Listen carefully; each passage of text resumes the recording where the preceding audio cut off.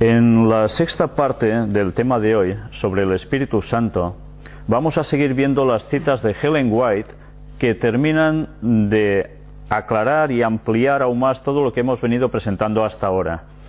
Una vez más, os recuerdo que no son solo citas donde nos habla del Espíritu Santo como tercera persona de la divinidad, sino también parte de sus funciones y además, sobre todo, algo muy importante, y es mostrar también cómo el Espíritu Santo, según se cita por Ellen White y en todo su contexto, se empiezan a entender esas citas que parece que solo se refieren a que hay Padre y hay Hijo, pero Espíritu Santo que es solo algo distinto, ¿no? Como una fuerza o Jesús descarnado, etcétera, etcétera. Viéndolo todo en su contexto, nos daremos cuenta que esas citas que parece que dicen no son así. Hay que leerlo todo con profundidad y bien, porque si no podemos caer en esos errores que luego nos llevan a disparates doctrinales realmente graves. Para empezar, me gustaría una vez más hacerlo con una oración. Padre nuestro que estás en los cielos, te agradecemos por la oportunidad que nos das una vez más de seguir con este tema. Como escribió el Espíritu de Profecía a través de Ellen White,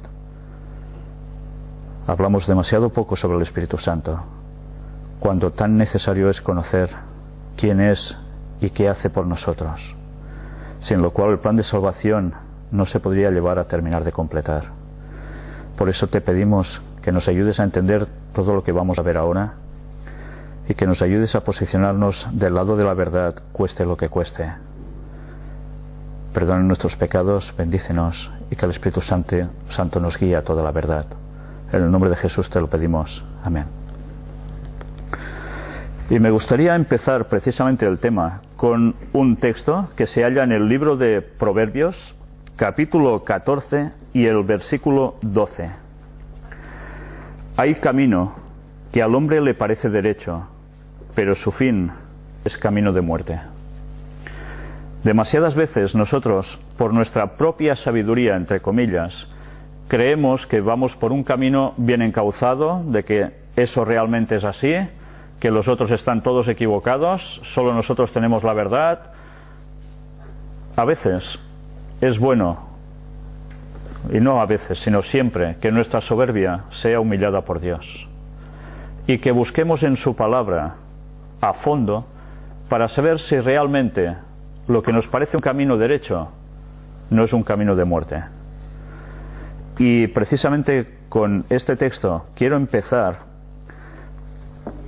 con la continuación de esas citas de Ellen White, de las cuales hemos ido viendo todos estos días y aún veremos algunas más. Hoy evidentemente no vamos a terminar con ellas. Sé que la lectura se puede hacer pesada, pero pensad que no hay un trabajo hecho que yo sepa, ni en inglés ni en español, sobre el Espíritu Santo presentado de este modo como se ha hecho, y que tiene que ser o debe servir, creo, como una referencia para que por fin todos estos falsos conceptos caigan ya de una vez y que pueda ser usado por el mayor número de personas de cualquier lengua. Pues bien, vamos a pasar a estas citas. Por favor, si podéis apagar la luz.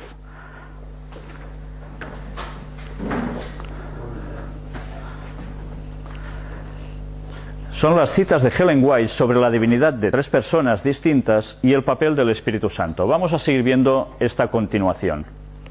En el libro Hijos e Hijas de Dios encontramos: porque Dios desea que nos aferremos fuertemente de la vida eterna y actuemos como su mano ayudadora para comunicar la luz a aquellos que no se han dado cuenta del amor que siente hacia ellos. Cuando os entregáis a Cristo, hacéis una promesa ante la presencia del Padre, del Hijo y del Espíritu Santo, las tres grandes personalidades dignatarios del cielo. Aferraos a esa promesa. Una vez más, una cita clarísima de las tres personas de la divinidad, no de dos. Los Hechos de los Apóstoles nos dice: ¿cuál fue la fortaleza de los que en tiempos pasados padecieron persecución por causa de Cristo? Consistió en su unión con Dios, con el Espíritu Santo y con Cristo. El vituperio y la persecución han separado a muchos de sus amigos terrenales, pero nunca del amor de Cristo. Una vez más, otra cita clarísima. A fin de conocerle. ¿Por qué me buscabais? ¿No sabíais que en los negocios de mi Padre me es necesario estar? Las palabras ya muy conocidas de Jesús. A la edad de 12 años, el Espíritu Santo moraba en Jesús y él sentía algo de la carga de la misión para la cual había venido al mundo. Esta cita es sumamente interesante porque Jesús vino totalmente como humano, aparcó su divinidad. Cuando él vino, para conocer algo de su misión ya desde niño, el Espíritu Santo que moraba en Jesús, no era Jesús, moraba en Jesús, fue el que le empezó a mostrar esa carga de su misión. Mirad si es importante la función del Espíritu Santo, que era necesaria incluso para el mismísimo Jesús al venir como hombre. A veces no tenemos bien asimilado lo que Jesús realmente era cuando vino aquí a la tierra. En esta otra cita nos dice: el Espíritu Santo es nuestro ayudador. Nos habla un texto de Romanos 8:14 donde nos dice: porque todos los que son guiados por el Espíritu de Dios, estos son hijos de Dios. Los que son guiados por el Espíritu de Dios, el Espíritu Santo. Mediante el ministerio de los ángeles, el Espíritu Santo puede obrar en la mente y el corazón del ser humano y atraerlo a Cristo. ¿A través de quién ha dicho? El Espíritu Santo actuando, utilizando ¿a quién? A los ángeles. Ya veis cómo esta cita nos enlaza con esa anterior que vimos en la anterior charla, donde precisamente nos hablaba como que también es el que está dirigiendo las huestes angélicas, el Espíritu Santo. Cristo le ha cedido ese mando mientras Él está en el cielo. Pero el Espíritu de Dios no interfiere con la libertad del ser humano.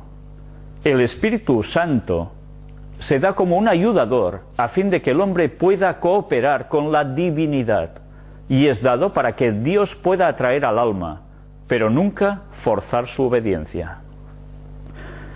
Otro tema interesante: el Espíritu Santo es el que nos ayuda, que nos lleva a poder cooperar con la divinidad. Sin Él no llegábamos a la divinidad, ni la divinidad podía operar con nosotros. Pero ya veis también un detalle muy importante, y es que Dios busca atraer a las personas, pero nunca fuerza en su obediencia. ¿Cuántas veces Satanás hace totalmente lo contrario? A través de los 1001 sistemas distintos, intenta llevarnos totalmente a su terreno y nos cautiva, desde un modo incluso de posesión, ¿no? Cristo está pronto a impartir toda la influencia celestial. Conoce cada tentación que sobreviene al hombre y las facultades de cada uno. Pesa su fuerza, ve el presente y el futuro, y presenta delante de la mente las obligaciones a las que hará frente y la insta para que las cosas vulgares terrenales no lleguen a ser tan absorbentes que las cosas eternas queden fuera de cómputo.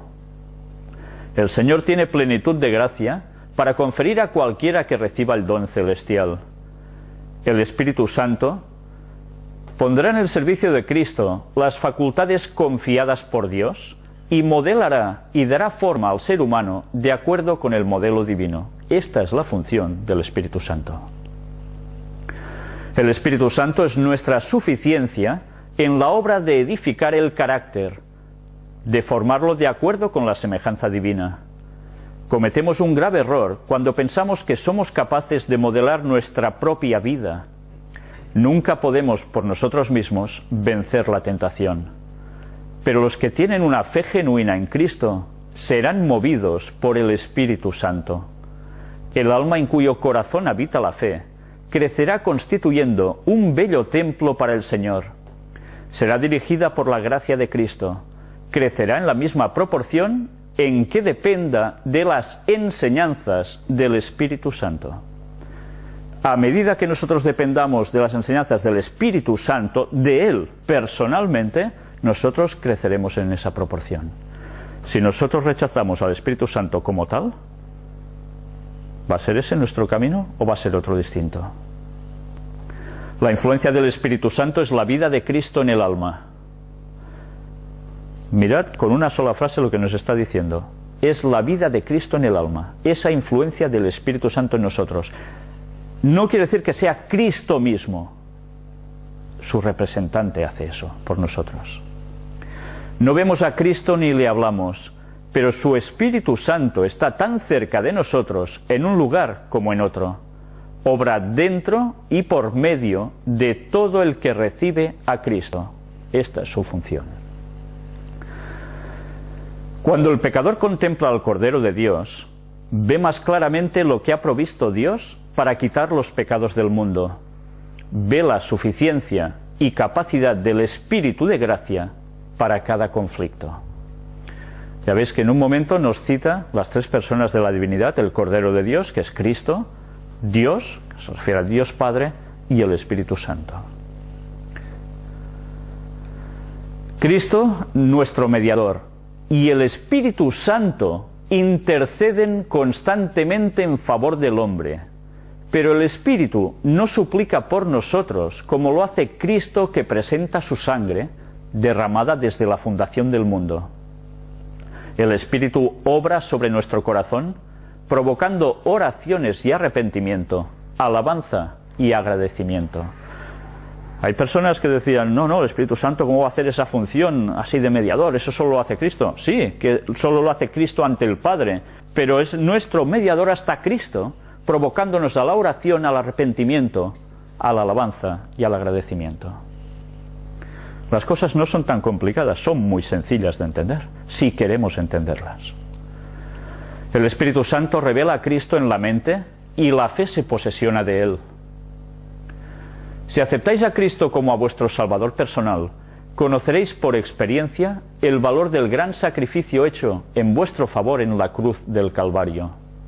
El Espíritu de Cristo, al obrar sobre el corazón, lo conforma a su imagen, pues Cristo es el modelo sobre el cual trabaja el Espíritu.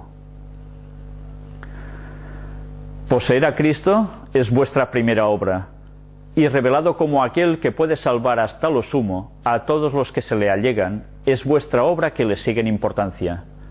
Servir al Señor de todo corazón es honrar y glorificar su nombre, ocupándoos de cosas santas, teniendo la mente llena de las verdades vitales reveladas en su santa palabra. La bondad, la humildad, la mansedumbre y el amor son los atributos del carácter de Cristo. Si tenéis el Espíritu de Cristo, vuestro carácter se modelará a semejanza del suyo. Por tanto, como nos dice la primera frase de este párrafo, el Espíritu Santo revela a Cristo en la mente y la fe se posesiona de él. Esta es la función. Sin lo cual, todo lo que Cristo vino a hacer por nosotros no serviría absolutamente de nada, porque nosotros no asimilaríamos a Cristo dentro de nosotros. Muchos sufren de hambre y no tienen fuerza, porque en vez de comer del pan que descendió del cielo, se refiere a Jesús, llenan su mente con cosas de menor importancia. Pero si el pecador participa del pan de vida, se convertirá en un alma viviente, regenerada y restaurada. El pan que descendió del cielo infundirá nueva vida a sus debilitadas energías. El Espíritu Santo tomará de las cosas de Dios y se las mostrará. Y si las recibe, su carácter se limpiará de todo egoísmo y se refinará y purificará para el cielo. Ya veis, como en un momento nos dice también lo que hace el Espíritu Santo, tomar de las cosas de Dios, ya nos hemos mostrado claramente que no es Cristo el Espíritu Santo, y tomando de las cosas de Dios, nos transmite el qué, que nosotros podamos tener su carácter. Cristo dice a los descuidados, indiferentes, a los que están al borde del precipicio de la ruina: abrid la puerta de vuestro corazón, dadme entrada y os haré hijos de Dios. Transformaré vuestra débil y pecaminosa naturaleza a la imagen divina, dándole belleza y perfección. No solo Cristo nos da el pan de vida, sino que el agua de vida que nos da es como un manantial de agua que surge para vida eterna. Es vivificante y su eficacia es purificadora, pues procede del trono de Dios. Los que permitan que Dios obre en ellos crecerán hasta la estatura plena de hombres y mujeres en Cristo Jesús. Cada facultad de su mente y cuerpo se usará en el servicio de Dios. Él tiene maravillosas bendiciones que dar a los que lo reciben. Es poderoso en fortaleza y admirable en consejo. Por la ministración del Espíritu Santo, habla para imprimir su imagen en nuestro carácter. Si nos alimentamos de Él, nos convertiremos en nuevas criaturas en Cristo Jesús. Las virtudes de un verdadero carácter cristiano, las excelencias que se revelan en el carácter de Cristo, se verán en la vida nacida del Espíritu. El hombre, con su naturaleza humana, se volverá participante de la divinidad. El poder de Cristo santificará cada parte del ser, difundiendo vida, actividad y salud a todo el ser y produciendo eficiencia espiritual. Una vez más, quien ministra es el Espíritu Santo, para que nuestro carácter sea como el de Cristo. El arrepentimiento es tan ciertamente un don de Jesucristo como lo es el perdón de los pecados. No se puede experimentar el arrepentimiento sin Cristo, pues el arrepentimiento del cual Él es el autor es la base sobre la cual podemos pedir nuestro perdón. Mediante la obra del Espíritu Santo, los hombres son inducidos al arrepentimiento. De Cristo proviene la gracia de la contrición, tanto como el don del perdón. Y el arrepentimiento, así como el perdón de los pecados, se consiguen sólo mediante la sangre expiatoria de Cristo. Aquellos a quienes Dios perdona, primero hace que se arrepientan. ¿Y cómo lo hace? Ya lo hemos visto, a través del Espíritu Santo. Trabajan como un equipo, la divinidad. Los tres hacen su función. Pero la adopción en la familia de Dios nos hace hijos y no esclavos.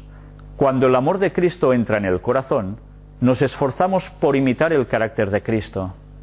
Mientras más estudiamos la vida de Cristo dispuestos a obedecer, más semejantes a Cristo nos volvemos. El Espíritu Santo infunde claro entendimiento en el corazón de cada verdadero hacedor de la palabra. ¿Quién es el que infunde claro entendimiento en el corazón? El Espíritu Santo. Mientras más crucificamos las prácticas egoístas, impartiendo nuestras bendiciones a otros y ejerciendo nuestras facultades recibidas de Dios, más se fortalecerán las gracias celestiales y aumentarán en nosotros. Creceremos en espiritualidad, en paciencia, en fortaleza, en humildad, en delicadeza. Siempre y cuando tengamos al Espíritu Santo infundiéndonos ese entendimiento. Pero si rechazamos al Espíritu Santo como tal, ¿qué va a pasar?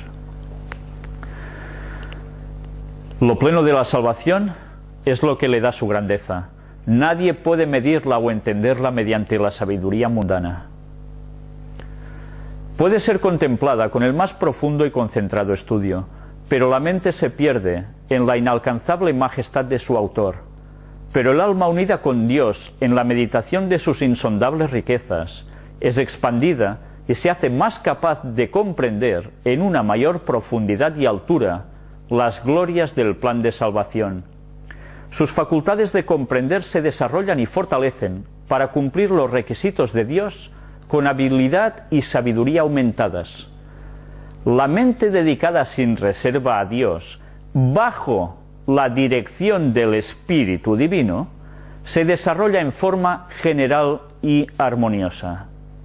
Quiere decir que sin el Espíritu Santo puede haber un desarrollo general y armonioso. El carácter débil y vacilante se transforma por el poder de Dios, convirtiéndose en fuerte y estable.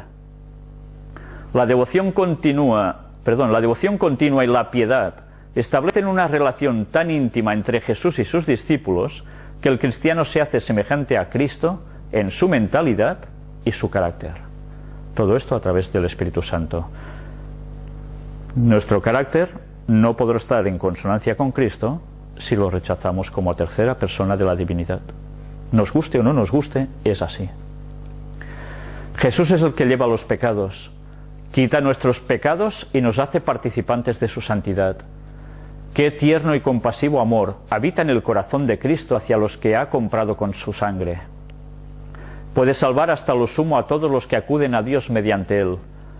Hay poder en estas preciosas promesas y debiéramos cooperar con la obra de Cristo, dedicando todos nuestros talentos recibidos de Dios al servicio del Maestro, para que el Espíritu Santo pueda trabajar mediante nosotros para la gloria y honra de Cristo. La función del Espíritu Santo de hacernos trabajar para Cristo, para su gloria y honra. Si fuese Cristo mismo descarnado, ¿haría falta que se pronunciara así? Imposible, ¿verdad? La venida del Consolador.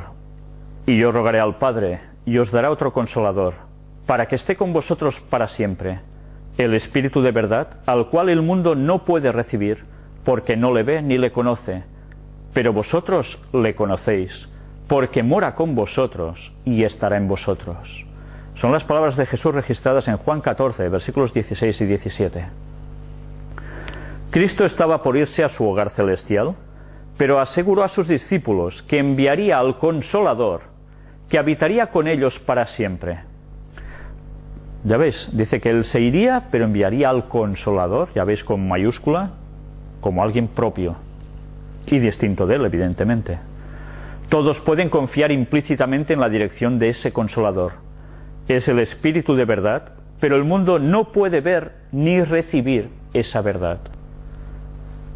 Mirad lo que está diciendo. Dice que el mundo no puede ver ni recibir esa verdad. Las personas que están rechazando al Espíritu Santo como tercera persona de la divinidad, sin darse cuenta, están participando de la palabra que aquí nos pone, refiriéndose a mundo. No puede ver ni recibir esa verdad. No se van a dar cuenta, por más cosas que mostremos nosotros, ni que nadie llegue a mostrar jamás. Aún hay personas que sé que son antitrinitarios, que Dios sigue trabajando en ellos, es evidente. Pero estas personas deberán tomar su decisión, porque en el momento en que no quieren aceptar esta verdad, están rechazando al Espíritu Santo, por más explicaciones que quieran dar. Por tanto, su final va a ser como nos refieren los textos, como los del mundo. Cristo quería que sus discípulos comprendieran que no los dejaría huérfanos. No os dejaré huérfanos, declaró, vendré a vosotros. Preciosa y gloriosa seguridad de vida eterna. Aunque Cristo iba a estar ausente, la relación de ellos con Él había de ser como la de un hijo con su padre. Las palabras dirigidas a los discípulos nos llegan a través de las palabras de ellos. El Consolador es nuestro tanto como de ellos, en todos los tiempos y en todos los lugares, en todos los dolores y en todas las aflicciones. Cuando las perspectivas parecen oscuras y confuso el futuro y nos sentimos desvalidos y solos, entonces es cuando el Consolador será enviado en respuesta a la oración de fe. El Consolador no solo es una forma de hablar, verdaderamente nos consuela en todas las situaciones de la vida. Esta es la función del Espíritu Santo. No hay consolador como Cristo, tan tierno y tan leal. Está conmovido por los sentimientos de nuestras debilidades. Su espíritu habla al corazón. Ya veis con qué facilidad Ellen White nos muestra también de que el Consolador, ¿quién es también? Cristo. Pero no quiere decir que sea exclusivamente Cristo. Lo estamos viendo como en un mismo párrafo nos habla tanto del Espíritu Santo como el Consolador, como Cristo como Consolador, pero como dos personalidades distintas, cumpliendo a veces funciones muy parecidas. Esas cosas son las que la gente cuando lee, quien quiere ver que solo hay dos personas en la divinidad, se aferra a una sola frase, aislando totalmente el contexto donde se habla de los tres. Por eso las citas hay que analizarlas enteras. Y recordemos que no podemos mirar un cuadro fijándonos solo en la parte extrema derecha del cuadro, porque allí podemos decir, oh, aquí se ve esto, por tanto esto es esto. Pero luego ampliamos la visión cuando nos vamos alejando, nos retiramos del cuadro y vemos toda la panorámica del cuadro. En este caso, todos los escritos de Ellen White, todos los textos bíblicos. Y esto nos ayuda a entender con claridad realmente qué expresa ese cuadro.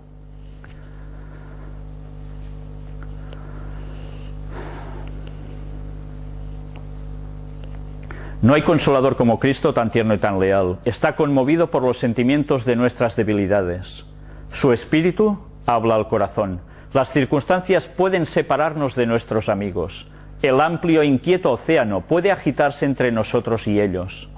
Aunque exista su sincera amistad, quizá no puedan demostrarla haciendo para nosotros lo que recibiríamos con gratitud. Pero ninguna circunstancia ni distancia puede separarnos del Consolador celestial. Doquiera estemos, doquiera vayamos, siempre está allí. Alguien que está en el lugar de Cristo para actuar por Él. ¿Se puede ser más claro? Doquiera estemos, doquiera vayamos, siempre está allí. Alguien que está en el lugar de Cristo para actuar por Él. ¿Aún no es suficiente? Siempre está a nuestra diestra para dirigirnos palabras suaves y amables.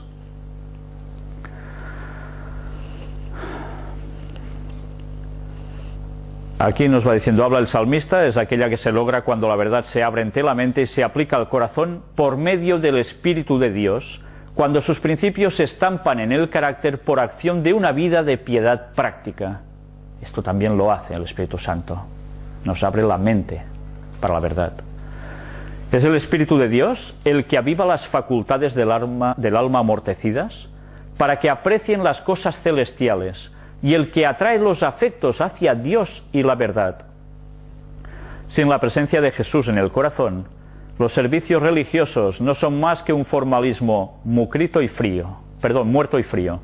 El ferviente deseo de estar en comunión con Dios cesa cuando el Espíritu Santo es contristado. Atención a esta frase, El ferviente deseo de estar en comunión con Dios cesa cuando el Espíritu Santo es contristado. Ya vimos cómo se contristaba el Espíritu Santo, y aún veremos más cosas. Pero cuando Cristo está en nosotros como la esperanza de gloria, somos inducidos constantemente a pensar y obrar con referencia a la gloria de Dios. Surgirán estas preguntas: ¿honrará esto a Jesús? ¿Aprobará Él esto?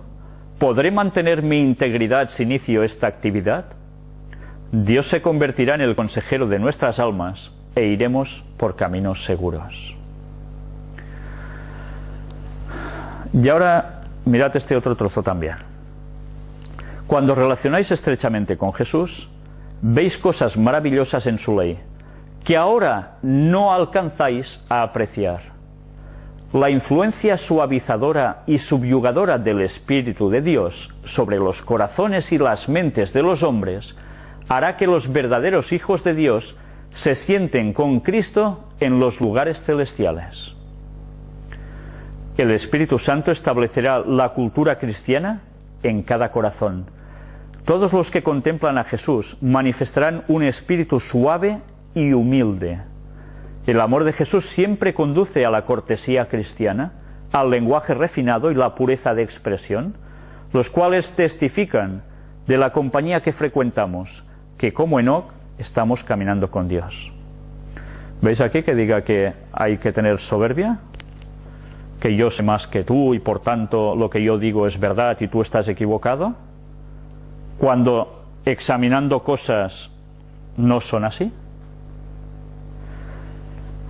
Satanás pecó por orgullo, pecó por soberbia, y esos son las transmisiones que él emana hacia el hombre. Si nosotros rechazamos al Espíritu Santo, eso va a anidar en nosotros, y eso nos va a separar de Dios, y no podremos estar con Cristo en los lugares celestiales. La sabiduría humana contra la sabiduría divina. Para que vuestra fe no esté fundada en la sabiduría de los hombres, sino en el poder de Dios, dice 1 Corintios 2:5. Este texto es muy bueno, son de esos textos que a veces se leen rápidamente y uno no percata su verdadero significado. Nuestra fe no debe estar fundada en sabiduría de hombres, sino en el poder de Dios. A veces queremos entender las cosas por nosotros mismos, y cuando un razonamiento nos parece que no termina de cuadrarnos, automáticamente lo rechazamos y buscamos una explicación como sea para que eso vaya acorde con nuestros pensamientos. Pero es que a veces nuestros pensamientos, tal como hemos leído en un principio en el texto de Proverbios, pueden ser camino de muerte y no camino de verdad. El espíritu prevaleciente en nuestros tiempos es de incredulidad y apostasía. Atención, incredulidad está muy claro lo que significa, pero ¿y apostasía? ¿Qué es apostasía? Apartarse de la verdad. Ese es un espíritu prevaleciente y ahora lo estamos viviendo más que nunca, apartándose de las verdaderas doctrinas que enseña la Biblia, incluso por el llamado pueblo de Dios. El espíritu manifestado en el mundo es de orgullo y exaltación del yo. Los hombres se vanaglorian de poseer gran luz, pero en realidad no tienen más que ciega presunción porque se han opuesto a la clara voluntad de Dios. Muchos exaltan el razonamiento humano, idolatran la sabiduría humana y consideran las opiniones de los hombres superiores a la sabiduría revelada de Dios. Entre la gran masa de cristianos profesos no se comprende cuán ofensiva es la transgresión de la ley de Dios. No comprenden que la salvación puede obtenerse únicamente mediante la sangre de Cristo. A los ojos de los hombres, la vana filosofía y la así llamada ciencia tienen más valor que la palabra de Dios. Estamos viviendo en estos tiempos, ¿verdad? El conocimiento científico por encima de todo, que después resulta que está totalmente equivocado, apartado de Dios, pero es un razonamiento impresionante, por tanto eso es verdad, y si no te lo crees, pues es que eres un besugo. Pues bien, no todo procede de Dios, ese conocimiento. Prevalece en gran medida la creencia de que el mediador divino no es indispensable para la salvación del hombre. Una cantidad de teorías propuestas por los así llamados sabios del mundo para la elevación del hombre son creídas y se confía en ellas más que en la verdad de Dios enseñada por Cristo y sus apóstoles. El Señor quiere que investiguemos individualmente las Escrituras para que conozcamos el gran plan de redención y que comprendamos ese gran tema hasta donde sea posible para la mente humana, iluminada por el Espíritu de Dios, para comprender el propósito de Dios. Él quiere que captemos algo de su amor manifestado al dar a su Hijo para morir a fin de contrarrestar el mal, quitar las manchas contaminadoras de su obra y restaurar lo que se había perdido, elevando y ennobleciendo al alma hasta darle su pureza original mediante la justicia imputada de Cristo. La única manera como podía ser restaurada la humanidad caída era mediante el don de su Hijo, igual a Él mismo, que poseía los atributos de Dios. Una vez más, igual Jesús también, ¿a quién? Al Padre. Igual. Ya veis cómo en un mismo párrafo podemos encontrar citas que nos amplían el concepto de cómo funciona la divinidad de tres personas. La oración ferviente y eficaz. La oración eficaz del justo puede mucho. Santiago 5:16. La oración sincera y humilde del verdadero adorador asciende al cielo. Y Jesús mezcla el santo incienso de sus méritos con nuestras peticiones imperfectas. Se nos acepta mediante su justicia. Cristo hace que nuestras oraciones sean completamente eficaces mediante el aroma de su justicia. Ya sabéis que está utilizando el lenguaje del santuario celestial. Jesús, cuando se fue al cielo, no se quedó de brazos cruzados, sino que está oficiando en el santuario que hay en el cielo, del cual el que se hizo en la tierra era una copia, presentando, ya lo veis, nuestras oraciones mezcladas con su sangre, con el sacrificio que hizo por nosotros, sin lo cual no tendríamos salvación. No solo valió el morir Cristo en la cruz, era necesario que nosotros lo aceptáramos y que Él fuese a interceder ante el Padre por nosotros con su sangre. Porque por más que oremos, si nosotros rechazamos el sacrificio expiatorio de Cristo, no podremos obtener la salvación. En estos días de peligro necesitamos hombres que luchen con Dios como lo hizo Jacob y que prevalezcan como Jacob. Gracias a Dios que el Redentor del mundo prometió que, si se iba, enviaría al Espíritu Santo como su representante. Oremos y apropiémonos de las ricas promesas de Dios, y luego alabemos a Dios, porque se nos concederá el Espíritu Santo para satisfacer nuestras necesidades, en proporción a nuestras súplicas fervientes y humildes. Ya veis cuándo lo recibimos, el Espíritu Santo. Si buscamos a Dios... Bueno, y aquí terminaba, si no recuerdo mal, ¿no? Sí. La siguiente cita nos dice: Dios les da más que dinero a sus mayordomos. Vuestro talento de impartir es un don. ¿Qué comunicáis de los dones de Dios mediante vuestras palabras y tierna simpatía? El conocimiento de la verdad es un talento. Hay muchas almas en tinieblas que podrían recibir luz con ayuda de vuestras palabras fieles y verdaderas. Hay corazones que anhelan simpatía y que perecen alejados de Dios. Vuestra simpatía puede ayudarlos. El Señor necesita vuestras palabras dictadas por el Espíritu Santo. A veces nosotros hablamos con otras personas del Evangelio, ¿verdad? Les transmitimos la palabra de Dios. Aquí nos dice con la simpatía que debe caracterizar al cristiano. Imaginaros a Jesús ladrando en vez de hablar con amor. Esto no cuadra, ¿verdad?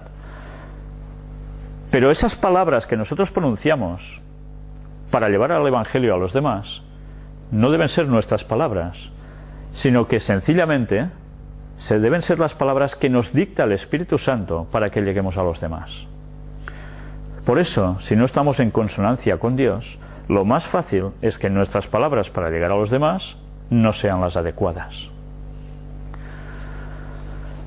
Ahora es el momento más favorable para trabajar. Las visitas personales son de gran valor. La verdad, por amor a Cristo y a los seres humanos, debe llevarse a cada familia. Debe presentarse en cada hogar al que se tenga acceso. Recordad que el Espíritu Santo es el obrero. El instrumento humano que trabaja para Dios no está solo. Nosotros vamos y presentamos la verdad en los hogares de las personas, donde estén, pero no estamos solos, es el Espíritu Santo el que está obrando. Nosotros solo somos los portadores de ese mensaje que Él va a hablar a través nuestro y que va a tocar el corazón de las personas que tenemos enfrente para que su entendimiento funcione de verdad y capte. Trabajad con perseverancia, ternura, compasión, amor y con oración, porque esto logrará más que los sermones. El Señor Jesús, al entregar su vida para salvar al mundo de la maldición del pecado, vislumbraba mayores cosas que las que habéis visto. El Espíritu Santo espera canales mediante los cuales trabajar. Satanás no triunfará siempre. El Espíritu Santo espera canales mediante los cuales trabajar. Si nosotros le decimos: no, Espíritu Santo, tú no eres Dios, tú eres algo que proviene de Dios, pero tú no eres Dios, ¿vamos a poder ser sus canales? ¿Él trabajará a través de nosotros? Nosotros mismos estaremos cerrando la puerta para ser su canal. Mirad si es importante saber las doctrinas tal como son y no tal como algunos nos las venden. Es muy distinto, porque puede hacernos estar con Cristo o estar totalmente alejados de Él y de la salvación, creyéndonos que es un camino correcto. Se han utilizado innumerables plumas para describir la vida y el carácter y la obra mediadora de Cristo. Y sin embargo, para cada mente, mediante la cual obra el Espíritu Santo, estos temas parecen frescos y nuevos, en conformidad con la mente y el espíritu del instrumento humano. El Señor Jesús prometió que el Espíritu que enviaría recordaría sus palabras a las mentes de los que estuvieran preparados para recibirlas. Después de su resurrección, abrió su entendimiento para que comprendieran las Escrituras. Hasta ese momento los discípulos no las habían comprendido, porque la escoria de la erudición rabínica había ocultado la verdad de su vista. Mirad si esto es interesante. La escoria de la erudición rabínica. La erudición rabínica hablaba de cosas que distorsionaban la realidad del mensaje de Dios. Y esto a ellos les afectó, porque tuvieron esos pensamientos inculcados en ellos. Y como bien sabéis, lo que más cuesta es desechar eso que tenemos grabado, aprendido, asimilado como cierto, que realmente no es, y cambiar. Aceptar lo que verdaderamente Dios dice. Por eso Jesús tuvo seguidores, pero tampoco al final le siguieron tantos. Porque la gente tenía ideas preconcebidas que provenían del mundo rabínico. Actualmente el mundo rabínico habla también del Espíritu Santo. ¿Habla de Cristo como el Mesías? No. Siguen igual. Pero esto lo podemos aplicar a todos los conceptos que nosotros vamos asimilando, de doctrinas que nos han llegado de lugares que corresponden no a Dios sino a Satanás, como algo cierto. Y luego eso, para desecharlo hay que ser muy, pero que muy sincero y conectarse plenamente con Dios para querer entender. La verdad, cuando se la recibe, puede expandirse constantemente y alcanzar nuevo desarrollo. Aumentará en brillo a medida que la contemplamos y crecerá en altura y profundidad a medida que procuremos captarla. Pero hemos de procurar captarla. Así nos elevará a la norma de la perfección y nos dará fe y confianza en Dios como nuestra fortaleza para realizar la obra que tenemos delante. Necesitamos la verdad como está en Jesús. Necesitamos la verdad como está en Jesús. Pues bien, vamos a dejarlo aquí. Aún nos quedan algunas citas más. ¿Podéis encender la luz, por favor? Ya veis que estas citas son realmente clarísimas. Si hemos de empezar a pensar que Ellen White, sus escritos fueron manipulados, verdaderamente dedicaron muchas horas a manipular sus escritos. Nosotros mostraremos los escritos originales de todo esto para que veáis que no fueron manipulados para nada. Por tanto, quien no quiera creer en esto deberá pensar en otra cosa. Deberá pensar que Ellen White era de un espíritu demoníaco, porque escribió cosas que iban contra la palabra de Dios, según interpretan algunos. Y entonces pues harán bien en coger y hacer como algún personaje ha hecho ya, de quemar sus libros, diciendo que era una profeta del diablo. Bueno, al menos dentro de todo han sido consecuentes esta gente, ¿no? Porque creen que eso viene del diablo, pues lo queman. Bueno, dentro de todo hay una consecuencia. Pero quien quiera asimilar que los escritos de Ellen White están diciendo otra cosa a lo que realmente dicen, verdaderamente estas personas aún tienen un problema más grave, porque se están autoengañando aún más. Por tanto, el mensaje de Dios es muy claro. Y llega un momento en que no podemos navegar. Ahora voy para acá, ahora voy para allá. Nosotros tenemos una guía que es infalible, que es la palabra de Dios. Y por si las cosas no las terminábamos de captar, porque nuestra mente cada vez es más corta, Dios concedió el espíritu de profecía también, para dejarnos las cosas ya masticadas incluso. Si nosotros no hacemos caso tampoco del espíritu de profecía, ¿qué podemos esperar? Pues terminar creyendo todo lo contrario a lo que Dios quiere que creamos, y nos va a llevar a un terreno totalmente contrario. Me gustaría finalizar el tema de hoy con otro texto que también se halla en el libro de los Proverbios, capítulo 3, y vamos a leer versículos del 5 al 7. Fíate de Jehová de todo tu corazón, y no te apoyes en tu propia prudencia. Reconócelo en todos tus caminos, y Él enderezará tus veredas. No seas sabio en tu propia opinión. Teme a Jehová, y apártate del mal. No seamos sabios en nuestra propia opinión. Seamos sabios según lo que Dios dice. Que Dios nos ayude a ser consecuentes con lo que realmente sabemos. Y si hemos de cambiar conceptos, cambiémoslos, pero no busquemos más excusas. Que Dios nos ayude a ello y a andar cada vez más al pleno conocimiento de la verdad en Cristo. Me gustaría terminar también con una oración, como es habitual cada vez que hacemos un estudio bíblico.